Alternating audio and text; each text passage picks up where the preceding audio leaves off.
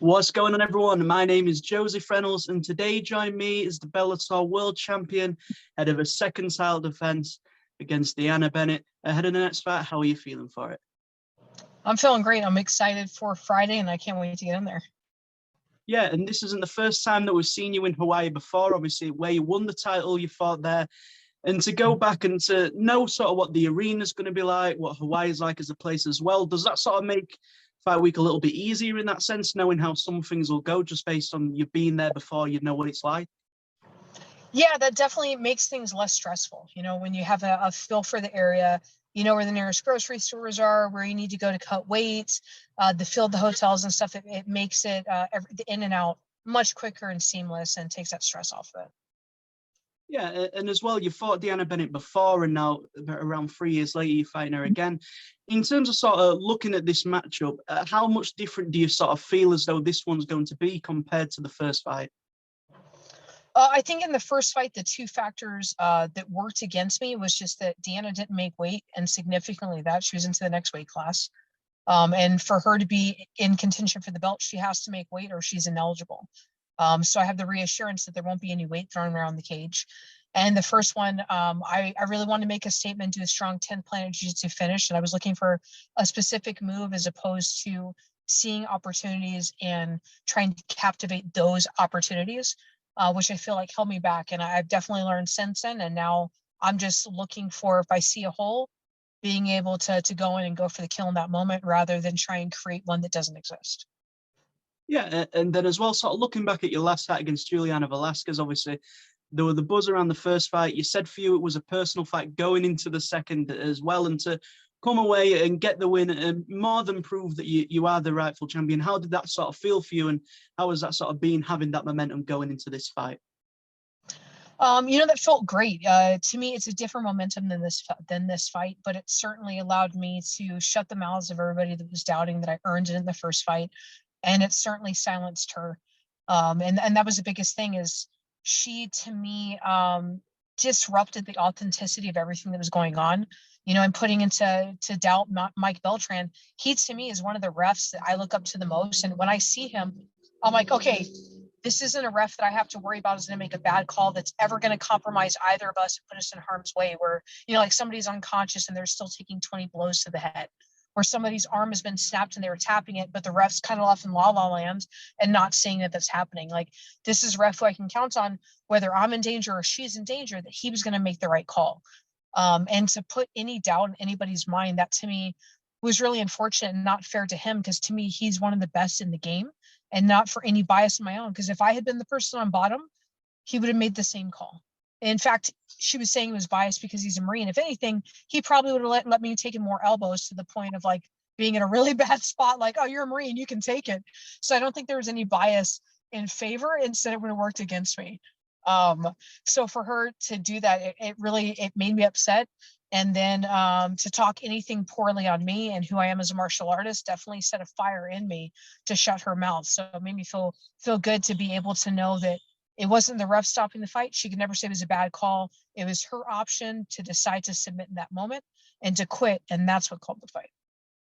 Yeah, and obviously in the first fight that you had with her, you was coming in trying to get the belt, and now having the belt and having defended it once. Is there a different sort of mentality around sort of knowing that everyone in the division, they're looking at your name and knowing you're the person that they want to face? Or are you able to sort of keep the mentality the same, whether it's you're fighting for the belt or you're fighting to defend the belt? Yeah, I definitely keep the mentality the same. For me, I'm always trying to win the belt. It's not mine. It's the organization's belt, and I'm going in there and I'm trying to win it and be the best version of myself. And this is a person that stands in the way. Now, whether that's I have the belt or not, in my mind, I never have it. It belongs to Bellator. I'm going in there for the right to have it and to take it for that night. And then once I walk away from that evening, the next fight, I have to do the exact same thing. And if there's one thing is, since I fought in the UFC, everybody's trying to make a name with me. So that's definitely something I'm used to. Everybody has put a target on my back and is gunning for me. So that's going to always be the case. Yeah, and as well, sort of something that you've done a lot outside of the cage as well as a lot of coaching, and you've done that for a long time. And as a fighter, to sort of be able to see mixed martial arts from the perspective of a coach, and then also just as a fighter as well, do you feel as though it sort of helps in a sense to be able to see the sport from both sides as well as just being a fighter?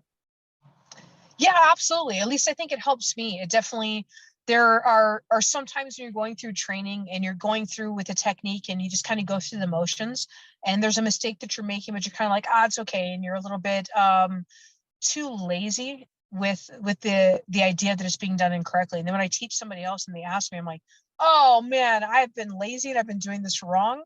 And so it helps me shed a light, or I learned something and I want to teach it to my students. And I find new ways to be able to help them, which in turn improves myself and helps me. So for me, coaching just feeds that cycle and makes that circle complete. Yeah, and then we touched on the matchup a little bit earlier on, but in terms of sort of looking at this fight, how do you sort of see this bout playing out a little bit as well? Yeah, like I said, she had an advantage with being able to use weight in her previous matchup, and that's not even a possibility for this one. So I think that it'll play out differently.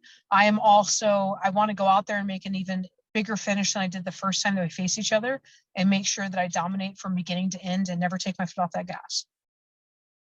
Yeah, and something that you've done again outside of the cage is being a strong advocate for sort of normalizing cannabis within mixed martial arts and any sports as well, so that athletes can feel the benefits of that. And how has that sort of been to be a big advocate and also seeing the steps forward and maybe steps backward that have come around from that as well?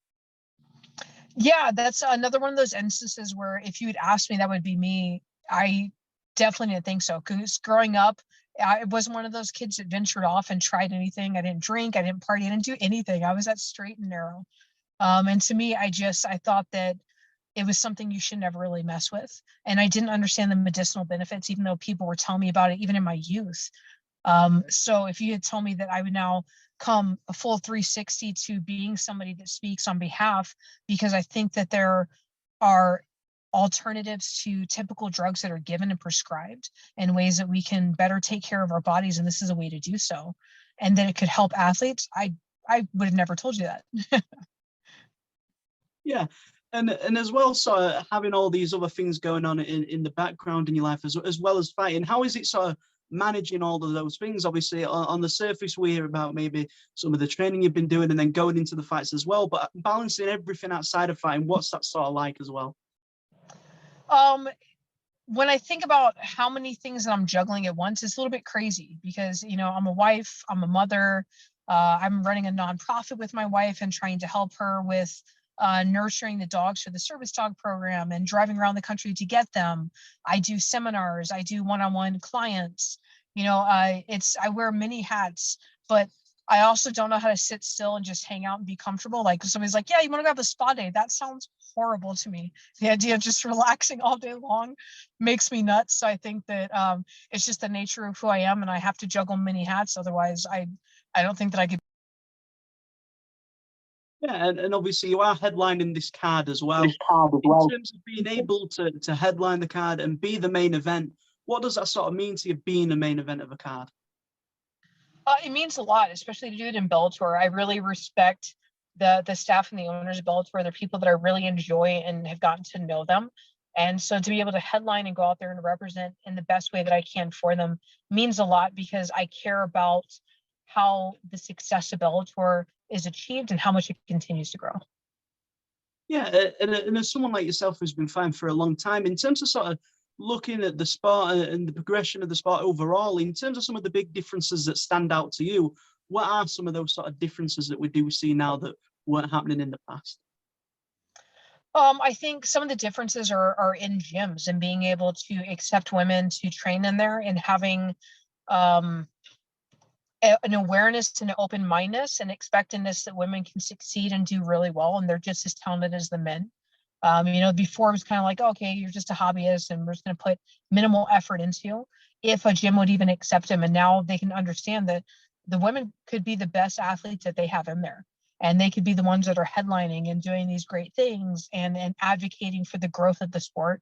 So it's exciting to see those changes and have any hand in that.